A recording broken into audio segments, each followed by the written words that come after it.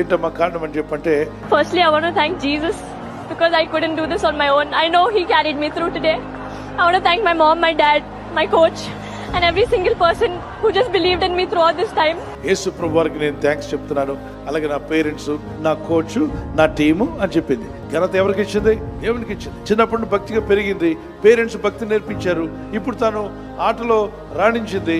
కాబట్టి ఎవరమ్మా కారణం అంటే మీరేగా అడిగారు ఎవరు కారణమని. మైక్ ఇచ్చింది మీరేగా. కాబట్టి ఆమె చెప్పింది యథార్థంగా జీసస్ అని చెప్పింది.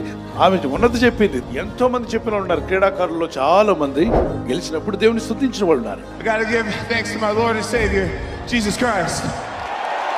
And then second, I gotta thank my Lord and Savior, Jesus Christ.